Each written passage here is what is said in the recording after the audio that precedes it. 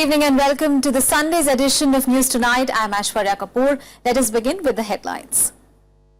AAP government completes 100 days in office amid power tussle with LG, slams centre's notification as unconstitutional. Opposition questions emergency session of assembly. Gujas intensify protests on day 4 of agitation after first round of talks fail with the Rajasthan government, block several highways and railway tracks. Rajnath Singh defends Manohar Parikar's remarks on terrorism, asks Pakistan to help in tackling terror. Intense heat wave across the country kills over 350 people. Telangana and Andhra Pradesh worst hit among the states. And several mass graves thought to contain bodies of migrants found near Malaysia-Thailand border. Authorities suspect human traffickers behind the killings. Well, our top story amid the ongoing bitter tussle with the Lieutenant Governor, the Aam Aadmi Party government completed 100 days in office today. Now, AAP's legislative party met today to discuss the crisis, accusing the centre of unconstitutionally handing absolute power to the LG in certain matters. The Home Ministry had issued a notification which backs the LG to take a final call on appointment and also transferring of officials. Take a look. The Aam Aadmi Party's legislative team met at Delhi Chief Minister Arvind Kejriwal's residence on Sunday. The completion of the Aam Aadmi Party's government 100 days in office has been marred by the controversy over appointing and transferring of top bureaucrats in the national capital. Hitting out at the Home Minister's notification clarifying Lieutenant Governor Najib Jung's authority, Aam Aadmi Party accused the centre of resorting to unconstitutional means to overrule the Delhi government's say on matters pertaining to public order, police, land and services. The central government is shadow boxing. Elected government in Delhi which has got a very huge mandate, and such kind of notifications is just not, insult of the Vidhan Sabha, it's the insult of such a huge mandate which the people of Delhi have just given it to the Delhi government. इस तरह के notification के माध्यम से जिसमें कहा गया है कि कोई भी नियुक्ति एक क्लर्क तक को दिल्ली सरकार के बीच में रखने या हटाने का हक अगर मुख्यमंत्री को नहीं है, तो मुझे नहीं मालूम एक दिल्ली का चुना हुआ मुख्यमंत्री और चुनी हुई सरकार किस तरीके से उन अधिकारियों के खिलाफ जो भ्रष्ट है, जो समय पर काम करके कार्रवाइयां करके लोगों से किए गए वायदों में इस सरकार को मदद नहीं करेंगे, क्योंकि उन्हें कोई डर ही नहीं रहेगा कि उनके खिलाफ कोई कार्रवाई दिल्ली की चुनी सरकार कर सकती है. The chances of the confrontation ebbing away looks a distant possibility as the two sides have raised the stakes in the power tussle. The Aam Aadmi Party government has also decided to call a two-day emergency session of Delhi Assembly from Tuesday to discuss the centre's notification. मुझे लग रहा है कि इस वाले मामले में केंद्र जबरदस्ती अपनी दादागिरी पे उतरा हुआ है. सेंट्रल गवर्नमेंट ये कहती है कि साहब संविधान में लिखा हो ना लिखा हो, हम इंटरप्रेटेट करके देंगे कि हम ही चलाएंगे. अरे अगर इतना ही चलाना है तो दिल्ली की विधानसभा, दिल्ली के मंत्री, दिल्ली की सरकार सबको खत्म करो और संविधान बदलो. Meanwhile, the Central IAS Officers Association has called a meeting on Monday. The issue of the appointment of IAS officer Shakuntala Gamlin as the acting chief secretary will also be discussed during the meeting. Kejriwal had opposed the responsibility given to Gamlin by the Lieutenant Governor and accused her of favouring power distribution companies. Bureau report for Rajya Sabha Television. Meanwhile, BJP has accused the AAP government of resorting to confrontational politics in Delhi. The party has already sought President's intervention to resolve the matter, which has caused constitutional crisis in the national capital. The BJP has also accused the AAP government of undermining democratic processes in the ongoing tussle. The Congress also took a dig at the special session convened by Chief Minister Arvind Kejriwal. Former AAP member Yogendra Yadav denounced what he called a clash of egos between Kejriwal and Najib Jung. However, he backed the demand for full statehood to Delhi to resolve the crisis. Bharatiya Janata party ने तय किया था कि हम सरकार अभी बनी है और उनको कुछ समय देना चाहते हैं. हम चाहते थे कि उनको 3 महीने 6 महीने वो कुछ काम करें, हम उनको रचनात्मक सहयोग दें और एक मजबूत विपक्ष की भूमिका हम निश्चित रूप से निभाएं. लेकिन उन्होंने जो शुरुआत की इस प्रशासन की, वो कन्फ्रंटेशन की पॉलिटिक्स से स्टार्ट की. ये उनको एक मैंडेट मिला था, उनको काम करना चाहिए, लोगों की समस्याएं भरपूर हैं. मुझे नहीं लगता कि एक दिशा में एक कदम भी ऐसा उठा हो जिससे लोगों को फायदा हुआ. ये जो इमरजेंसी सेशन बुला रहे हैं, ये लोगों के काम करने के लिए नहीं बुला रहे। उनका जो जाति झगड़ा भारतीय जनता पार्टी से बाया एलजी साहब है, ये उसके लिए बुला रहे हैं। बुनियादी बात यह है कि दिल्ली को पूर्ण राज्य का दर्जा मिलना चाहिए। बाकी राज्यों की चुनी हुई सरकार की तरह दिल्ली में भी चुनी हुई सरकार को हक होना चाहिए कि अपनी पसंद के अफसर अपॉइंट कर सके। ये लेकिन आज का कानून इसकी इजाजत नहीं देता। थोड़ा सा धीरज, थोड़ी सी समझदारी और थोड़ी सी संविधान के प्रति जिम्मेदारी, इसकी जरूरत आज दोनों पक्षों की तरफ से है। And the AAP government has planned a mega event in Delhi on Monday to celebrate its 100 days in office. At a public rally at the Central Park at Connaught Place, the entire Delhi cabinet will be present to highlight its achievements. Now, time just a day before the emergency session of the Delhi Assembly, Chief Minister Arvind Kejriwal is also likely to rally support on the issue of LG's authority over his government. Now, speaking on the achievements of the AAP government, Deputy Chief Minister Manish Sisodia lauded its efforts to deliver its key poll promises. शुरुआत लगभग हर काम पे हो चुकी है। जितना हम कह के आए थे उससे ज्यादा शुरू कर चुके हैं, पर अभी तो बहुत कुछ है जो होना है, जिसका असर लोगों के जीवन में आना है। और हमारी उपलब्धि ये नहीं कि हमने क्या क्या काम शुरू कर दिए। असली उपलब्धि तब होगी जिस दिन लोग कहने लगेंगे हाँ जी अब स्कूल ठीक हो गए, हाँ जी अब अस्पताल ठीक हो गए। जैसे अब लोग कहने लगे कि दिल्ली के सरकारी दफ्तरों में रिश्वत बंद हो गई है, कम हो गई है, ये लोग कहने लगे हैं। ये हमारी उपलब्धि है। हमारी उपलब्धि ये है कि जब कहीं मोहल्ले में जाते हैं तो लोग कहते हैं देखो बिजली के दाम कम हो गए साहब, बहुत बढ़िया हो गया, पानी आने लगा, बहुत बढ़िया हो गया, पानी के बिल हमारे माफ हो गए, बहुत बढ़िया हो गया। ये उपलब्धि है। And in other news, Prime Minister Narendra Modi will address a rally in UP's Mathura on Monday on the eve of the first anniversary of the NDA government. Now, preparations are in full swing in what is to be first of the many rallies that he is going to address to outline his government's achievement in the last 1 year. However, key opposition party Congress has stepped up its offensive on the eve of the anniversary. The party also launched a booklet on Sunday listing the failures of the NDA government under the leadership of Modi. Modi सरकार ने 1 साल पूरा किया है और जिस तरह से मोदी सरकार 1 साल के कार्यों को प्रचारित करने का कार्य कर रही है, हकीकत यह है कि 1 साल में विफलताएं हैं, सफलताओं का कोई नाम नहीं। इसके बावजूद भी पूरे देश पे ये प्रचारित करने का काम किया जा रहा है कि 1 साल में मोदी सरकार ने बहुत कार्य किया है। उनका जो स्लोगन रहा साल 1। And in other news, the Gujar community has intensified their agitation that entered its 4th day today. Well, apart from blocking out railway tracks connecting Delhi and Mumbai, the Gujars have now targeted a national highway and also a state highway. Now, this came after a failed first round of talks with the Rajasthan government over demands of reservation in the government jobs for the community. It's the 4th day of the Gujar agitation over demands of 5% quota in government jobs. After a round of talks with the Rajasthan government on Saturday, the agitation has intensified. The community has blocked National Highway 11 and a state highway. The agitation has already taken a toll on the rail connectivity between Delhi and Mumbai, with over 100 trains including Rajdhanis being cancelled. अगर हमारी मांग पूरी नहीं करी, जब तक मांग पूरी नहीं होगी तो आगे तो आंदोलन जाएगा ही। The community leaders met Rajasthan ministers Rajendra Rathore, Arun Chaturvedi and Hem Singh Bhadana in Bayana on Saturday, accused the state government of not coming up with concrete proposal. 2 घंटे से ज्यादा वार्ता चली, विभिन्न पहलुओं पर विधिक संबंधी बात हुई, कानून विशेषज्ञों की बात आई और जो भी 1% होने के बाद 4% जो लंबित है उस पर किस आधार पे उसका किसी विधि समाधान निकाला जाए, उसका हम विधि व्यवस्थाओं से मनन करेंगे कल और सोमवार को फिर दोबारा जो वार्ता होगी उसके अंदर उस पर चर्चा की जाएगी। इनके पास कोई प्रस्ताव नहीं था, इन्होंने ये भी एक अक्षर भी नहीं बताया कि हमें रिजर्वेशन कैसे मिलेगा। हमें यहाँ के केवल चाय पिलाने के लिए बुलाया गया। हमने इनकी वार्ता बिल्कुल रॉन्ग है, ये लोग इनका मिसबिहेव हो रहा है और हम काम करेंगे, हमारा आंदोलन जारी रखेगा, इस आंदोलन को तेज और करेंगे। हमारे लिए कभी भी जातिवाद और मजहब और जाति के आधार पर हम राजनीति नहीं करते। गुर्जर आंदोलन के बारे में राजस्थान की सरकार उस दिशा में काम कर रही है और बातचीत चल रही है और मुझे लगता है कि जल्द ही ये आंदोलन खत्म होगा और जो उनकी मांगे उसके बारे में स्टेट गवर्नमेंट चर्चा कर रही है। Gujars have been demanding reservations since 2007.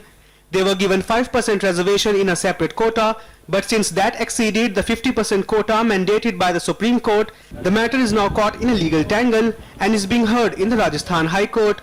Bureau report for Rajya Sabha Television. Well, news from Tamil Nadu now. On her first day back at work, Chief Minister J. Jayalalitha signed a 1,800 crore rupees road development project today. She also ordered a 100 crore rupees employment training scheme for families headed by women. They're continuing to launch low-cost eateries across the state. Jayalalitha launched 201 Amma canteens today. Now, the canteens are a pet project of Jayalalitha which was launched in the year 2013. An assistance of 2.1 lakh rupees will also be given in a staged manner to the poor to convert their thatched houses into concrete with solar power. In the first phase, 20,000 families will be given assistance in town panchayat areas. While giving a big push for drinking water facility, over 1,000 reverse osmosis plants will also be set up. All right, we'll take a very short break in the bulletin. Up next, India seeks to seize assets of Dawood Ibrahim, Zakir Rehman Lakhvi and Hafiz Saeed. Details to follow after a short break.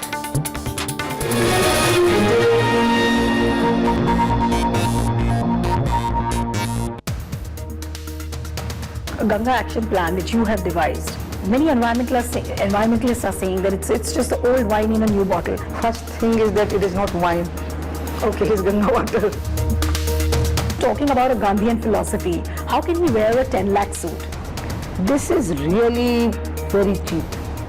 They want us to look like beggars. I just could not understand. What is the saffron ideology? I don't know. I want to ask those who talk about it.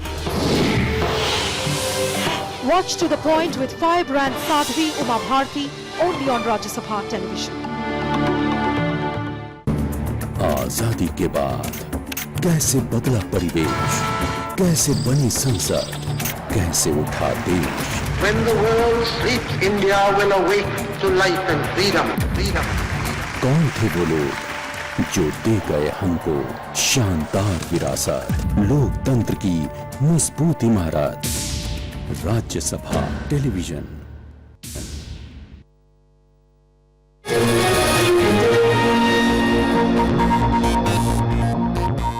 Welcome back. After the break, you're watching News Tonight. Now, India seeks Pakistan to seize the assets of underworld don Dawood Ibrahim and most wanted terrorists Hafiz Saeed and Zakir Rehman Lakhvi. Now, these three are named in the UNSC's Al-Qaeda's sanctions list. Home Minister Rajnath Singh has asked Pakistan to extend all help in tackling terrorism in the region. Home Minister Rajnath Singh has asked Pakistan to extend all help in tackling terrorism. He also slammed Pakistan's reaction to Defence Minister Manohar Parikar's remark on neutralizing terrorists with terrorists. आतंकवाद के लिए जिम्मेदार कौन है? और बराबर हम लोगों ने पाकिस्तान से ये अपील की है कि आतंकवाद को रोकने में वो पूरी तरह से मदद करें, क्योंकि आज पाकिस्तान को भी उसी आतंकवाद के संकट से गुजरना पड़ रहा है. देखिए, आतंकवाद के संकट को लेकर जितने भी सावधानी बरती जानी चाहिए वो हमारे यहाँ बरती जा रही है हमारी सरकार के द्वारा. Earlier, Pakistan Prime Minister's advisor on national security and foreign affairs Sartaj Aziz said Parikar's remarks confirmed Islamabad's apprehensions that India was involved in terrorism in that country. Meanwhile, India is planning to use the diplomatic channel to seize underworld don Dawood Ibrahim's assets with the help of Pakistan. Dawood, who is a key accused in the 1993 Mumbai serial blast case, is believed to be hiding in Pakistan. India also wants 2611 key accused Hafiz Saeed and Zakir Rehman Lakhvi's assets seized as well. India strongly objected to Lakhvi's bail recently, lodging protest with Pakistan. Bureau Report, Rajya Sabha TV. And more national news, the unrelenting heat has taken the death toll close to 370 across the nation, with 145 more deaths reported in the last 24 hours. Now, most of the casualties have been reported from Telangana and Andhra Pradesh. As the mercury continues to rise, frequent power outages have only added to the woes of the people. A large part of the country is in the grip of a severe heat wave as temperatures continue to soar beyond 40 degrees at many places. At least 145 more deaths have been reported in Andhra Pradesh and Telangana since Saturday, taking the total death toll in the country to 368. The Met Department advised people to step out of their houses with utmost caution and protecting themselves from the sultry heat. गर्मी तो अत्यंत बहुत ही भयंकर पड़ रही है और पतन बहुत भयंकर है, तपन जो है इससे हम लोग बहुत ही मतलब इस प्रकार की गर्मी हमने अभी दिल्ली में हम रहे वहाँ भी इस प्रकार की गर्मी नहीं पड़ रही थी, हरियाणा में थे, लेकिन जैसे बनारस में गर्मी इस प्रकार की गर्मी हम कहीं देखे नहीं। टेम्परेचर का इतना हैवी टेम्परेचर है कि अगर आप घर से निकलो अपने घर से पानी की बोतल लेके निकलो और 15 मिनट बाद तुम्हें पानी चाहिए, हर 15 मिनट बाद पानी चाहिए। मेघ भी अगर तुमने उसको पानी को कहीं इधर उधर रख दिया तो वो इतना गर्म हो जाता है कि टेम्परेचर को पानी भी नहीं पीने लग रहता। Hot and dry winds from central and north India are blowing across the coast in a westerly northwesterly direction, so it is raising the temperatures along the coastal Andhra Pradesh. The situation will continue for another few days. People are advised to be cautious and not to go out into the open areas. ये heat के लिए, इस sunstroke के लिए suggest कर सकते हैं immediately government से, खाली वो लोगों को क्या करना कैसे रहना, ज़्यादा धूप में बाहर नहीं निकलना, थोड़ा छुए में रहना, अच्छे ठंडे पीते रहना, वही सजेशन दिए, ऑलरेडी एडवर्टाइजमेंट भी दिए। Besides the rising temperatures, the constant power outages are adding to the woes as well, but there's hardly any word of respite from the Met Office. थोड़ा तो फर्क पड़ेगा, ये पिछले 4 दिनों से हीट वेव है, खासकर साउथ और सेंट्रल इंडिया में। अभी वहाँ हमारा अनुमान है कि नीचे विदर्भा का इलाका, तेलंगाना, कोटा आंध्र प्रदेश, यहाँ अगले 48 घंटे हीट वेव और रहेगी, उसके बाद ये हट जाएगी क्योंकि वहाँ कुछ थंडरस्टॉर्म एक्टिविटी शुरू हो जाएगी, तो बादल आएंगे, हल्की बारिश होगी, तो 2 दिन बाद से वहाँ काफी राहत मिलेगी। We have taken a decision to stop the elective major surgical procedures because they may go into the complications of heat. So we want to, just now we have educated our patients to wait for another 1 week or 10 days. Later we will take up the surgery. The weather department has forecast that monsoon will reach the Kerala coast by the end of this month, but rains could reach other parts of the country much later, extending the present heat wave to persist for some more time. Bureau Report, Rajya Sabha TV. All right, for other national stories, let's take you nationwide. In order to make electoral rolls error-free and to check multiple entries, the Election Commission has embarked an ambitious project to link Aadhaar card numbers with voters' electoral data. In this regard, the National Electoral Roll Purification and Authentication Program had been launched throughout the country from 3rd of March. So far, 13 crore voters have applied to link their Aadhaar numbers with their entries in electoral rolls, while 10 crore requests have been received through various means and 3 crore people have applied online. A Trinamool Congress leader was injured and his wife was killed when an unidentified person hurled a crude bomb at his house in West Bengal's Birbhum district on Sunday. Injured Boro Hansta has been admitted to Burdwan Medical College where his condition is slated to be stable. His wife died on the spot. The police are investigating if a political rivalry or a family dispute was behind the attack. A compressed liquid ammonia tanker skid from Mumbai bypass road into a residential area, resulting in a massive leakage of toxic gas. The liquid ammonia bulk carrier overturned and fell into a ditch near Mumbai Toll Plaza. The disaster control and fire brigade personnel were rushed to the spot. The help of personnel from a fertilizers unit in Taloja was also being taken to stop the gas leakage.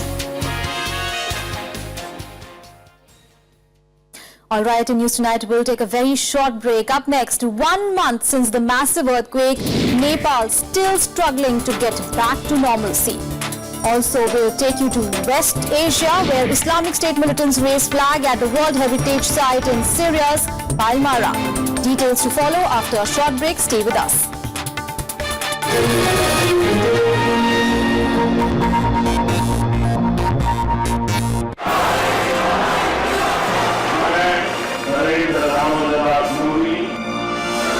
BJP came to power with a resounding mandate. 1 year down the line, what have been the hits and misses? Watch PM's men talk about their journey and achievements. On NDA at 365 on Rajya Sabha Television.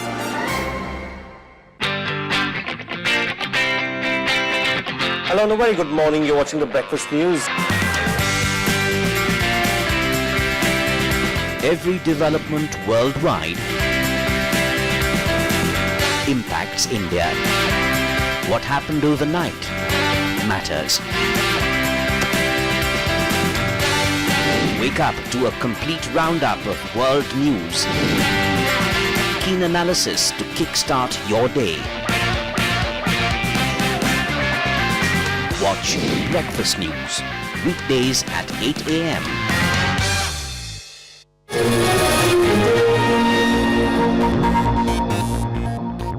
Welcome back after the break. Let's get you some international news now. Well, around 30 mass graves have been discovered in Malaysia near the border with Thailand amid the migrant crisis in Southeast Asia. The mass graves reportedly contain hundreds of skeletons that are suspected to be that of migrants. Well, amid thousands of migrants fleeing Myanmar and Bangladesh, the latest development raises concerns over trafficking in Southeast Asian nations. Take a look.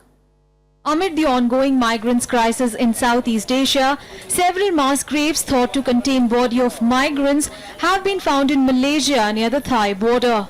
One of them was found near 17 human trafficking detention camps in the region. Polis negara dan timbalan ketua polis negara sedang berada di sepadan Malaysia dan Thailand untuk melakukan pengecaman dan pengesahan. Recently, several mass graves have been found in Thailand along a route used to smuggle Rohingya Muslims fleeing Myanmar. But these are the first discovered in Malaysia. Thailand recently began cracking down on the migrant routes, prompting traffickers to use sea routes instead.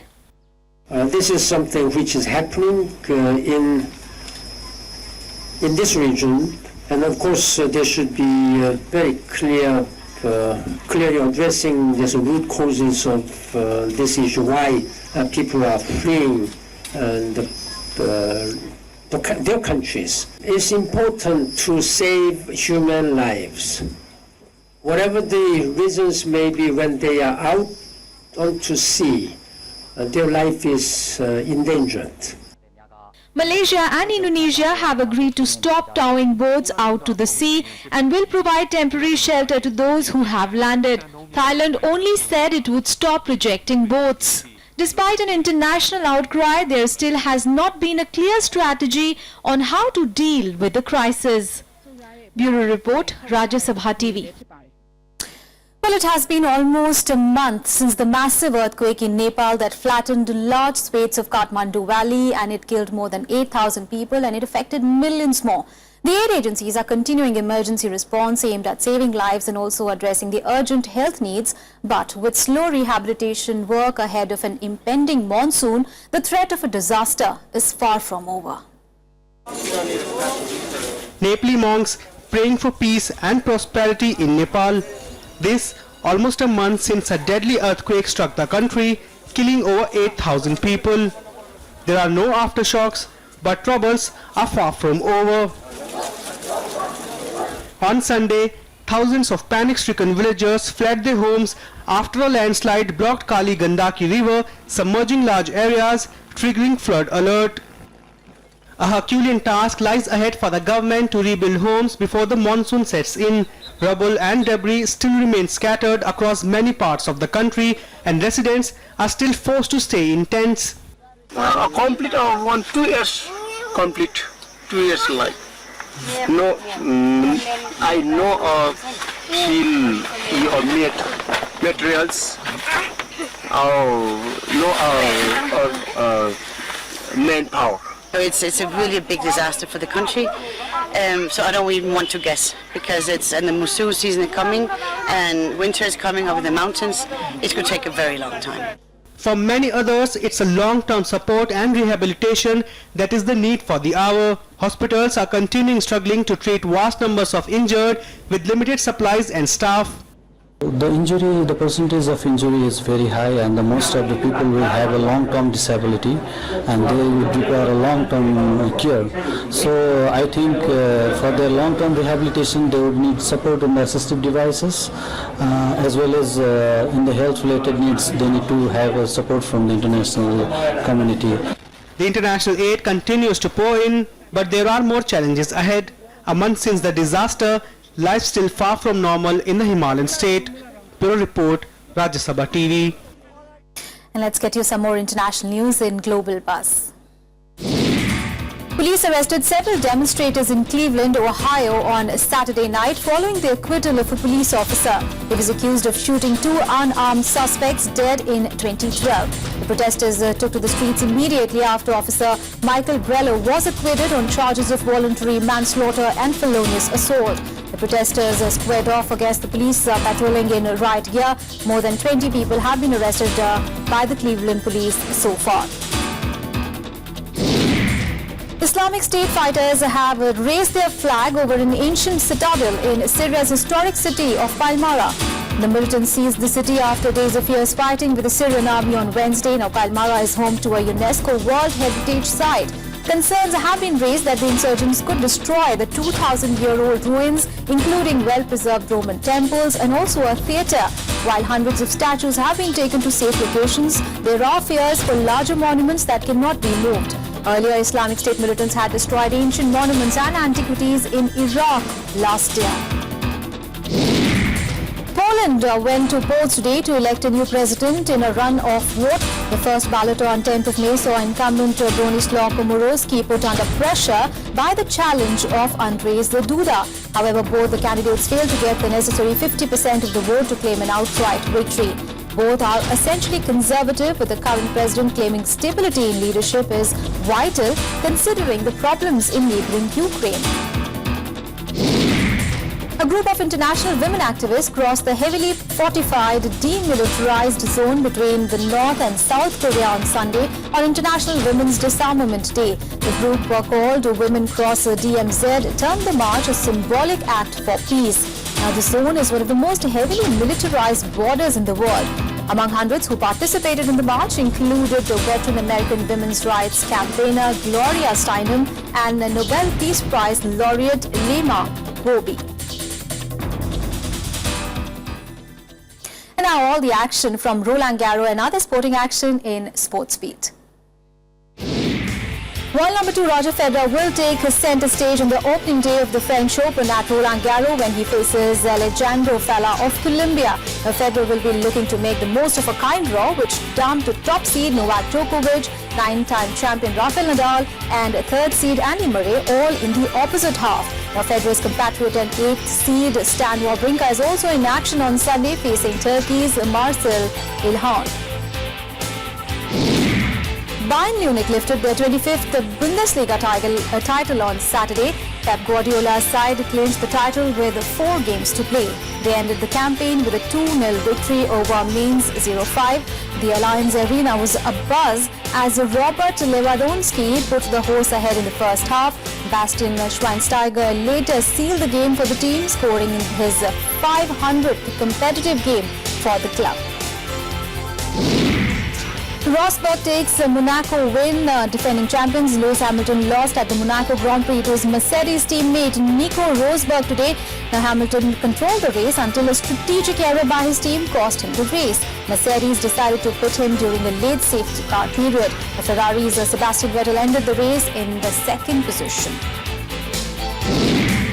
Didier Drogba will quit Chelsea for the 2nd time. He will play his last game for Chelsea against Sunderland on Sunday. Drogba has scored 104 goals in 253 league matches during the most successful era in Chelsea's history. Well, that's all in this edition of News Tonight. Thanks for watching. Good night.